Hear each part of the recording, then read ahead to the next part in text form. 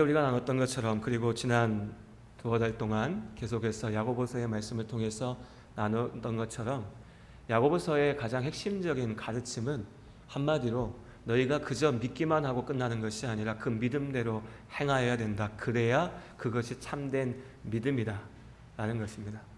그 참된 믿음의 구체적인 적용에 대하여서 우리가 지난주 또 오늘 함께 말씀 가운데 나눌 것입니다. 오늘 그래서 말씀의 시작은 지난주에 이어서 1장 27절의 말씀입니다. 우리 야고보서 1장 27절 말씀을 같이 한번 읽도록 하겠습니다. 하나님 아버지 앞에서 정결하고 더러움이 없는 경건은 곧 고아와 과부를 그 환난 중에 돌보고 또 자기를 지켜 세속에 물들지 아니하는 그것이니라. 정결하고 더러움이 없는 경건. 네, 두 가지 구체적인 모습이 27절에 나오죠. 하나는 고아와 과부를 그들의 어려움 속에서 돌보는 일이고, 또 다른 하나는 세속에 물들지 않도록 자기 자신을 지켜내는 것입니다. 오늘 이 두 가지 구체적인 하나님의 명령, 가르침에 대하여서 우리가 함께 생각해 보겠습니다. 먼저는 약자에 대한 보호이지요. 고아와 과부를 돌보라. 물론 이 표현을 문자 그대로 들으면 사실 조금 뭐랄까요, 좀 기분 안 좋게 느껴지실 분들도 있습니다. 나는 어릴 적부터 고아였는데 좀 힘든 것도 있었지만 지금 나는 아무런 문제가 없고 난 고아지만 너무 행복하게 잘 사는데 왜 꼭 고아를 얘기하시지? 또 혹은 내가 사별하였거나 여러 이유로 혼자 살고 있는 여인인데 그게 나에게 아무 문제가 되지 않고 어려움이 없는데 왜 꼭 과부를 얘기하면서 이렇게 얘기하나? 라고 생각하실 수 있지만, 이것은 초대교회 당시의 문화적인 배경 속에서 주어진 말씀입니다. 이스라엘의 역사 가운데 주어진 거죠. 그들의 문화 속에서, 그들의 상황 속에서는 사회의 구조적으로 권리를 존중받지 못하고 어떠한 많은 것들을 가질 수 없고 누릴 수 없는, 내 능력과 상관없이 원천적으로 그것이 배제되었던 사람들이 고아와 과부였습니다. 그러니 사회적으로 소외되어져 있는 구조적인 약자들을 돌보라고 하는 의미에서 상징적으로 대표적으로 표현하는 것이 고아와 과부였죠. 오늘날에는 그러니까 문자 그대로 적용되긴 어렵습니다. 고아여도 과부여도 정말 세상에서 어렵지 않게 부족함 없이 행복하게 잘 사시는 분들이 많으니까요. 요즘으로 치면 굳이 얘기하면 뭐가 있을까요? 저는 외국인 노동자들도 적용될 수 있을 것 같아요. 역시 그분들 역시 왜 우리한테 그러냐 하실 수도 있겠지만, 우리 사회 속에서 보면 사회적인 약자들, 소외된 자들, 뭐가 됐든 그것을 대표하는 표현이 고아와 과부. 그럼 우리는 이걸 바꿔서 약자에 대해서 우리가 돌볼 줄 알아야 된다라고 이 말씀을 읽어낼 수 있을 것 같습니다. 그리고 약자를 돌본다는 것은 곧 사람을 사랑한다는 거죠. 사람을 사랑하는 것. 그럼 우리가 왜 사람을 사랑해야 되는지 그 이유를 분명히 알고 기억해야 됩니다. 하나님이 사랑하라고 하셨으니까 사랑해야지. 물론 그렇게 순종하는 사랑도 필요하죠. 그런데 거기서 멈춰버리면 본질적인 사랑으로 나아갈 수가 없는 겁니다. 그리고 그 사랑의 시작은 나에 대한 사랑에서부터 시작합니다. 이 자리에 계신 우리 모든 성도님들, 너무나 귀하고 소중한 존재이신 줄로 믿습니다. 항상 아멘 소리는 작으세요. 그러시면 안 됩니다. 이 자리에 계신 분들 모두 소중한 분인 줄로 믿습니다. 스스로에 대해서 자신감을 가지십시오. 얼마나 소중합니까? 나는 소중합니다. 나는 귀합니다. 그럼 이 말씀 참 많이 들으셨잖아요. 왜 소중합니까, 여러분? 왜 내가 귀합니까? 하나님의 사랑을 받기에, 하나님의 사람이기에, 하나님께서 나를 창조하셨기 때문에 내가 귀하고 소중한 겁니다. 이건 너무너무나 중요한 사실입니다. 교회 와서 정말 다른 여러 가지 설교 다 못 들어도 정말 우리가 꼭 기억해야 될 몇 가지 진리의 핵심이 있는데, 그 핵심 가운데 빠지지 않고 들어가야 될 분명한 진리입니다. 나는 소중합니다. 귀합니다. 왜요? 내가 하나님의 지음을 받은 사람이니까요. 여러분, 이 분명한 사실을, 이 분명한 약속을 가슴에 새기고 살아가시기를 주님의 이름으로 축복합니다. 너무너무 중요한 겁니다. 내가 똑똑해서 귀한 거 아닙니다. 내가 성공해서 귀한 거 아니고요. 내가 세상에서 대접받고 인정받으니까 귀한 거 아닙니다. 내가 이렇게 멋진 가정을 이루었으니까 내가 귀하고 복된 게 아니고 내가 건강하니까 내가 귀한 게 아니란 말입니다. 이 분명한 진리를 알아야 반대로요. 내가 평생 인생 동안 이루었다라고 생각하는 내 사업체가 무너져도 내 가치는 훼손되지 않고, 내가 모아놓은 돈이 한순간에 사라져가도 내 존재의 소중함은 사라지지 않고, 내 몸이 병들어도 하나님은 여전히 나를 귀하다고 하시고, 세상 사람들이 다 나를 인정해 주지 않아도 어제까지 나를 칭찬하고 높였던 사람들이 오늘 나를 비웃고 조롱하고 욕해도 그것이 내 인생의 가치가 무너지는 이유일 수는 없다는 겁니다. 그래서 예수 믿는 우리도, 여러분, 우리가 세상 살아가면서 인생의 어려움에 부딪혀서 가슴 아파할 때도 있고 괴로워할 때도 있고 힘들 때도 있지요. 왜 없습니까? 있습니다. 하지만 예수 믿는 우리가 그때에 결코 우리의 삶을 포기할 수는 없는 겁니다. 왜냐하면 내 인생의 가치는 거기에 있는 게 아니니까요. 어느 날 갑자기 내 몸이 병들었다는 소리를 들어도 괴롭지만 내 인생이 거기서 무너지는 건 아니라는 겁니다. 내 일이, 사업이 한순간에 사라져가도 내 인생의 가치가 사라지지 않는 겁니다. 내가 일평생을 일했던 그 자리에서 내가 이제 물러나는 그때에도 당연히 허탈함이 들고요. 참 많은 걸 생각하게 되고 고민하게 되지만, 그때 이 진리가 우리의 마음속에 있다면 우리가 결코 우리의 인생을 포기하거나 무너지지는 않는 겁니다. 나의 삶은 하나님 안에서 복된 것이니까요. 다시 한번 말씀드립니다. 주님의 이름으로 선포합니다. 이 자리에 계신 우리 모든 성도님들, 하나님의 사람이기에 우리의 삶이 너무나 소중하고 귀한 줄로 믿습니다. 그럼 이제 오늘 말씀은 어려운 얘기가 아닙니다. 내가 하나님의 피조물로서 귀하다면 내 앞에 있는 당신도, 내 앞에 있는 저 사람도 마찬가지로 하나님께서 지으신 존재이기에 귀한 겁니다. 내가 진실로 창조주 하나님을 믿는다면, 하나님이 이 세상을 창조하시고 세상을 이끌어 가신다는 것을 믿는다면, 역시 하나님께서 만드신 그 사람의 보편적인 가치를 인정하고 존중하고 아끼고 돌볼 수밖에 없는 거죠.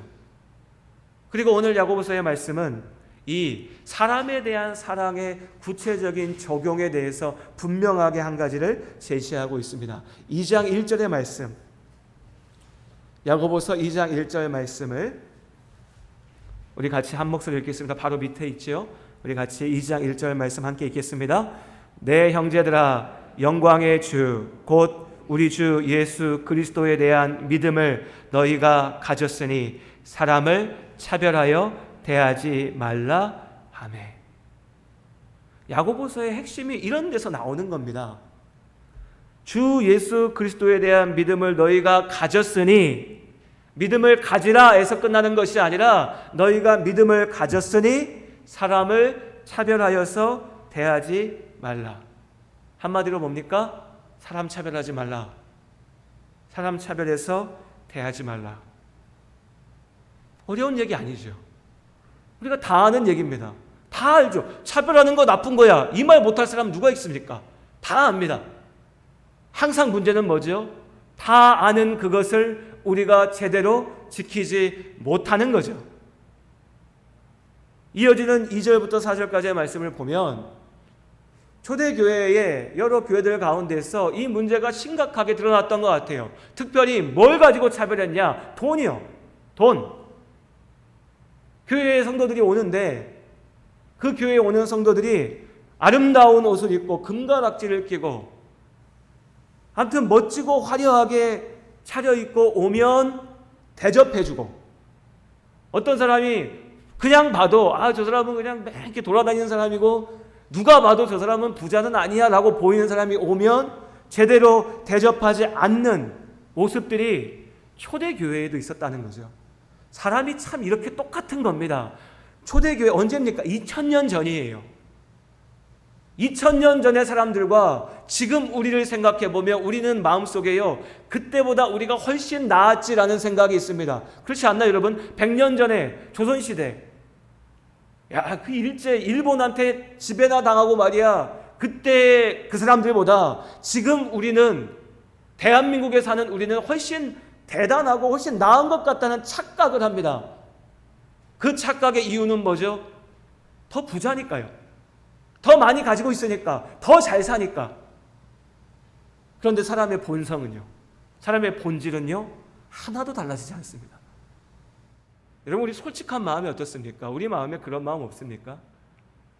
나한테 귀한 사람, 나한테 돈 벌어다 주는 사람, 나보다 높은 자리에 있는 사람의 말은, 그 사람을 대할 때는, 그런 사람을 만날 때는 훨씬 더 귀하게 생각하고 중요하게 생각하고 가치 있게 생각하면서 나에게 이익이 되지 않고 도움이 되지 않고 내가 봤을 때 나보다 좀 낮아 보이고 가치 없어 보이는 사람을 대할 때는 하찮게 대한다면, 그것은 세상의 기준일 수는 있어도 하나님께서 우리에게 말씀하시는 믿는 우리의 기준일 수는 없다는 겁니다. 그 자체가 차별이니까요. 차별해서는 안 되잖아요. 차별이 나쁘다는 걸 우리가 너무나 잘 알고 있는데 정작 내 삶의 구체적인 자리에서는 그렇게 하지 않는다는 겁니다.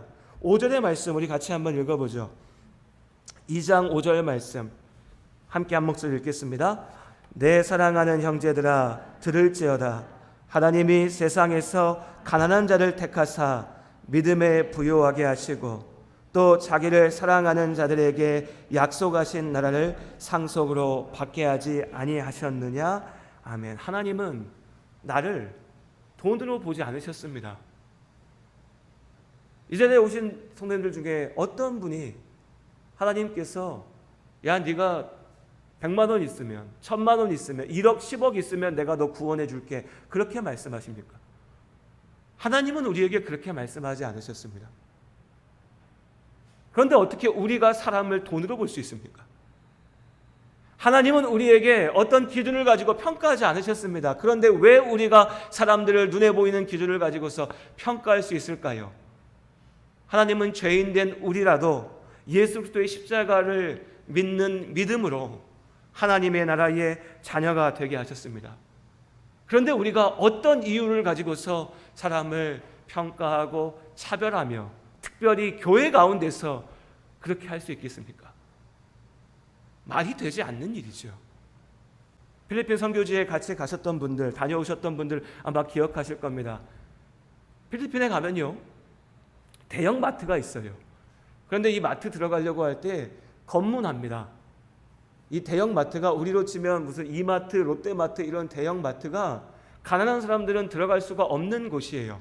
검문해요. 뭐 폭탄 테러도 일어나고 하니까 그런 것도 염려해서 검문합니다. 돈 있는 사람만 마트에 들어가요. 그런데 제가 놀랬던 게 대형 마트에 이렇게 갔는데 마트의 2층에 아무리 봐도 교회같이 보이는 자리들이 있는 거예요. 이렇게 딱 보면 보이잖아요. 입구에 들어가는데 십자가가 걸려져 있고 옆에 이제 영어로 막 써져 있는데 교회예요. 그래서 거기 계신 목사님한테 여쭤봤어요. 목사님 저거 뭡니까?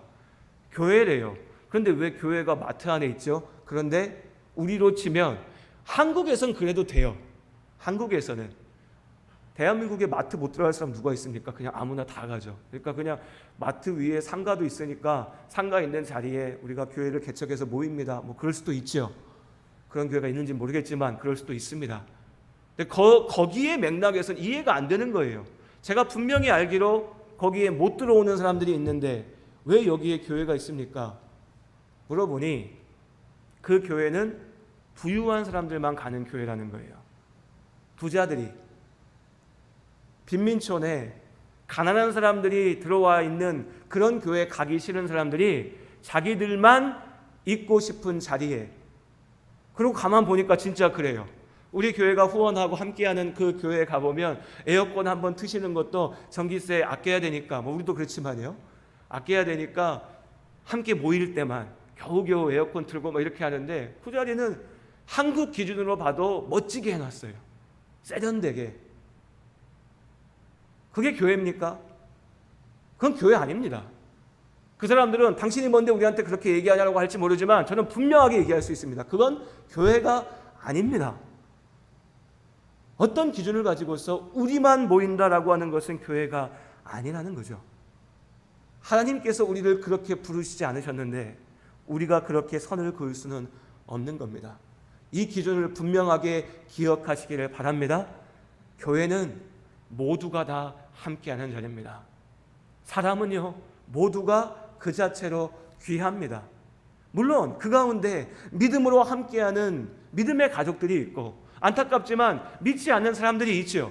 그리고 나아가서 죄를 범하였기에 우리가 그들의 죄를 분명하게 비판하고 그들을 세상 안에서 처벌해야 되는 경우들도 있습니다. 마냥 다 좋다는 게 아닙니다. 다만 그 사람의 본질에 대해서 사랑으로 바라보는 것, 그 사랑의 기준이 하나님께 있음을 우리가 분명히 기억해야 된다는 겁니다.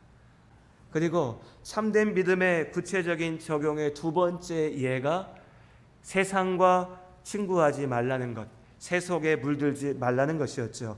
말씀을 좀 넘겨서요. 자, 4절의 말씀은 뭐죠? 세상과 벗이 되지 마라 라는 겁니다.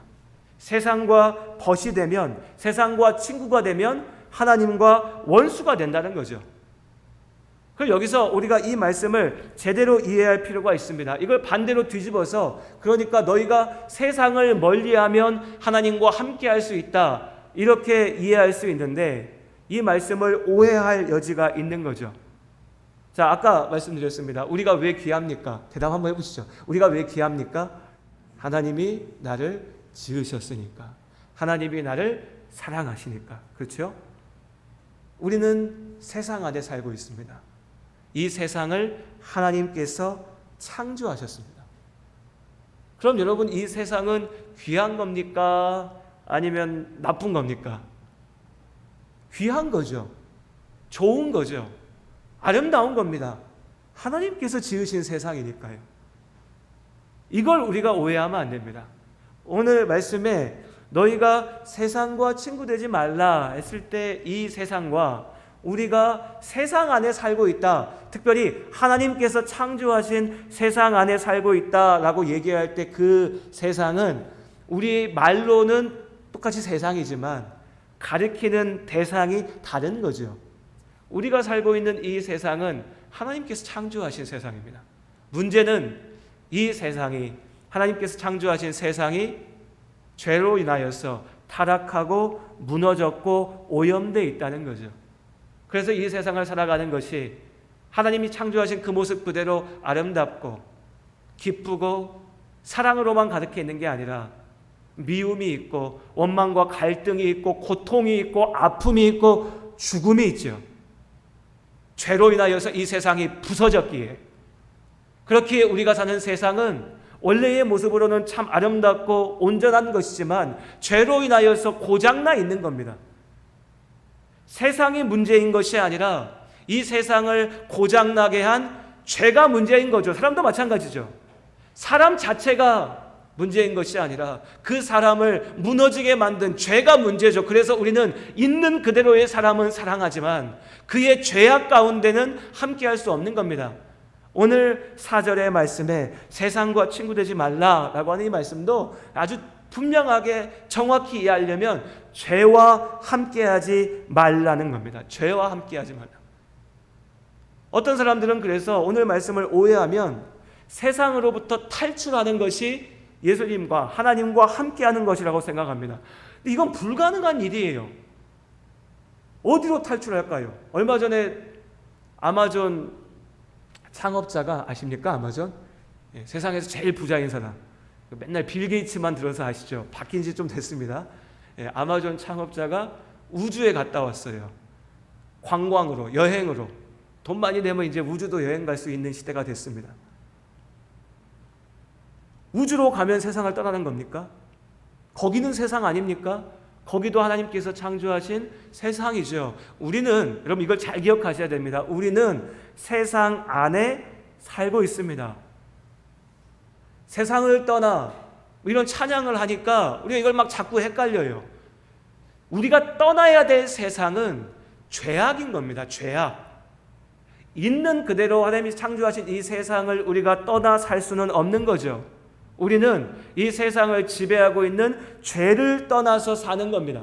죄를 떠나서 여전히 세상 안에 사는 거죠. 이 거룩함에 대한 바른 기준이 서 있지 않으면 교회와 세상을 이분법으로 바라보게 되고, 무언가 선은 그어야 되는데, 나눠야 되는데 어떻게 나눠야 될지 모르니까 교회는 거룩하고 밖은 더럽고, 그러니까 세상을 떠나는 것은 교회 안에 와 있는 것, 세상을 떠나는 것은 교회에 등록하고 교회 성도가 되는 것, 교회에 다니는 것, 예배드리고 기도하고 교회 다니는 사람으로 사는 것이 거룩하고 아니면 더럽다로 나누려고 해요. 그런데 이렇게 이분법적으로 세상을 바라보면 심각한 위선과 모순 가운데 빠지게 됩니다. 그렇게 단순하지 않거든요, 우리 삶이요.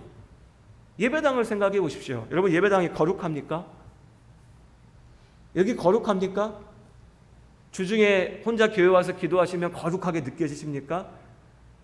그럴 수도 있죠. 내 마음에, 내 기분에요. 그런데 이 자체는 우리가 잘 알고 있는 것처럼 그냥 건물일 뿐이라고요. 그게 거룩한 게 아닙니다. 교회가 거룩한 이유는 이 자리에 함께 있는 우리 한 사람 한 사람이 예수를 믿음으로 구원을 받았고, 구원받은 성도답게 살기 위하여 믿음으로 도전하며 우리의 삶을 거룩함으로 채워가는, 말 그대로 성도인데, 성도된 우리가 함께 있기에 이 자리가 거룩한 것이죠. 그럼 뭡니까? 우리가 살아가는 우리의 세상의 모든 자리들이 내가 거룩함으로, 하나님 앞에 거룩함으로 죄악을 떠나 살아갈 때에 그 자리가 하나님 계신 곳이고 거룩한 자리이고 예배의 자리인 거죠. 반대로 교회로 우리가 이렇게 모여 있어도 우리 한 사람 한 사람의 마음의 중심이 하나님을 바라보는 게 아니라 죄악으로 가득 차 있고, 여전히 사람들 속에서 죄악 가운데 살아가는 방식 가지고서 교회 안에 들어와서 머물러 있다면, 이 자리는 우리가 아무리 거룩하게 폼잡고 찬양하고 아무리 거룩하게 꾸며놓고 있어도 오늘 1장 27절의 말씀처럼 더러운 경건, 하나님 보시기에 더럽고 추한 죄악의 자리일 뿐이죠. 이것이 오늘 말씀하시는 세상과 친구 되지 말라, 그것이 하나님과 원수 되는 것이다 라는 말씀의 본질입니다. 1절부터 3절까지 말씀 보면, 4장 1절부터 3절까지의 말씀에 보면 이렇게 세상과 친구된, 더 정확히 죄악과 친구되어 살아가는 사람들의 결과가 기록되어져 있습니다. 어떤 모습이냐? 세상을 가까이하고 세상과 친구하며, 그러니까 죄악과 친구하며 사는 것은 결국에 정욕을 쫓아 사는 삶이다, 내 욕심을 쫓아 사는 삶이다 라고 얘기하죠. 그럼 뭡니까? 이 욕심을 쫓아 사는 삶의 끝은요, 끝이 정해져 있어요. 끝없는 다툼, 끝없는 목마름이죠. 나는 계속해서 이기려고 하는데 결코 이길 수 없습니다. 나는 계속해서 더 가지려고 하는데 끝내 가질 수 없는 거죠. 심지어는 하나님을 동원해서도 가지려고 합니다. 오늘 3절 말씀에 같이 읽어볼까요? 읽습니다. 구하여도 받지 못함은 정욕으로 쓰려고 잘못 구하기 때문이라. 예수님 뭐라고 하셨습니까? 너희가 구하면 주실 것이다. 주실 것이다. 그런데 우리가 그걸 구할 때 나의 욕심을 가지고서, 세상을, 죄악된 세상을 살아가는 방식을 가지고서 구하니 하나님은 죄와 함께하지 않으시기에 너희가 구하여도 받지 못하게 된다라고 말씀하시는 거죠. 예수 믿는 우리가, 교회 다닌다고 하는 우리가 정말 심각하게 고민해 봐야 될 문제입니다. 나는 하나님 안에서 구하는가? 아니면 사람들과 똑같이 살면서, 똑같이 바라보면서 여전히 죄악 가운데 머물러 있으면서 교회로, 하나님의 이름으로 나의 욕심을 그저 포장만 하고 있는가? 분명한 것은 세상을 쫓아 사는 삶에는 소망이 없다는 것이죠. 그럼 하나님과 친구 되는 삶, 세상과 친구하는 것이 아니라 하나님과 함께하는, 하나님을 가까이 하는 삶은 무엇인가에 대해서 오늘 8절에서 말씀하십니다. 야고보서 4장 8절 말씀, 우리 같이 한 목소리로 함께 읽겠습니다. 하나님을 가까이 하라. 그리하면 너희를 가까이 하시리라. 죄인들아 손을 깨끗이 하라. 두 마음을 품은 자들아 마음을 성결하게 하라. 아멘. 어려운 얘기가 아니죠. 오늘 말씀 또 보시면요, 두 가지 분명한 길을 말씀하십니다. 오늘 우리가 함께 나누었던, 너희가 세상 살면서 사랑하면서 살고, 너희가 세상 살면서 세상의 죄악된 것들에 물들지 말면서 살아라고 하셨던 그 말씀에 우리가 그럼 어떻게 하나님 안에서 하나님과 가까이 할 수 있을까요? 라고 하는 질문에 대한 답입니다. 먼저는 너희의 손을 깨끗이 하라. 손 깨끗이 한다는 게 뭡니까 여러분? 어려운 얘기 아니죠. 너희가 죄악과 함께하지 말라. 죄악과 함께하지 말라. 교회 갔는데 목사님 말씀을 들었는데 은혜가 안 됩니다. 목사님 말씀은 들었는데 내가 어떻게 살아야 될지는 잘 모르겠습니다. 라고 말할 수 있습니다. 반문하고 싶습니다. 도대체 뭐가 은혜이고 뭐가 하나님 안에 사는 길입니까? 오늘 하나님 말씀하십니다. 너희 손을 깨끗이 하라.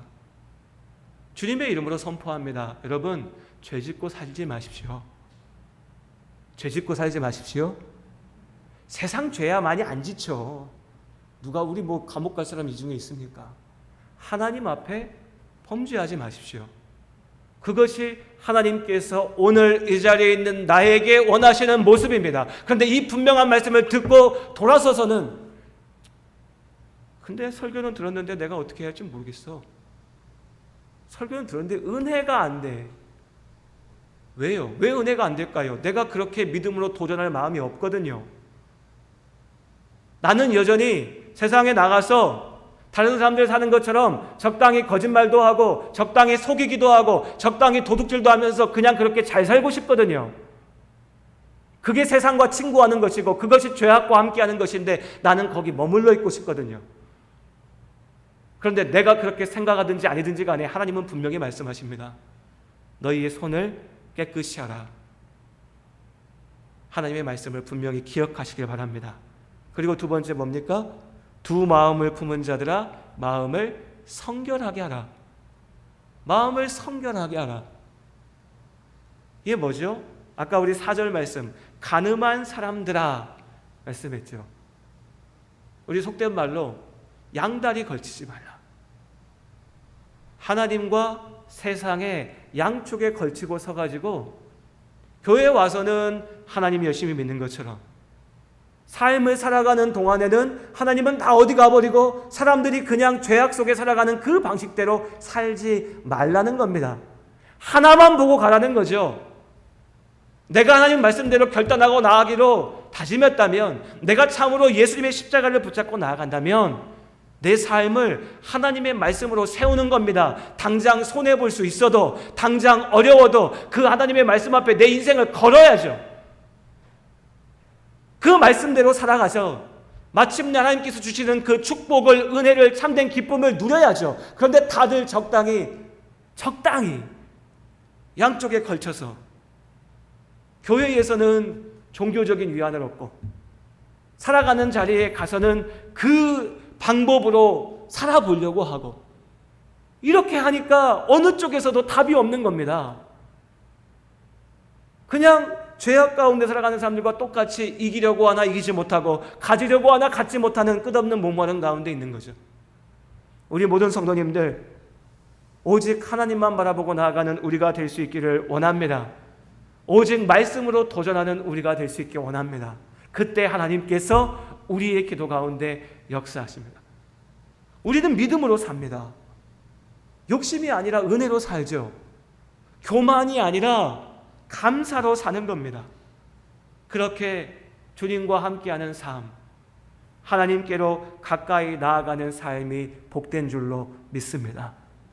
새로운 한 주를 살아가시면서도 내가 있는 모든 자리에 하나님께서 함께하심을 느끼고 그 약속을 기억하며 하나님의 말씀대로 살아가시기를 주님의 이름으로 권면드립니다.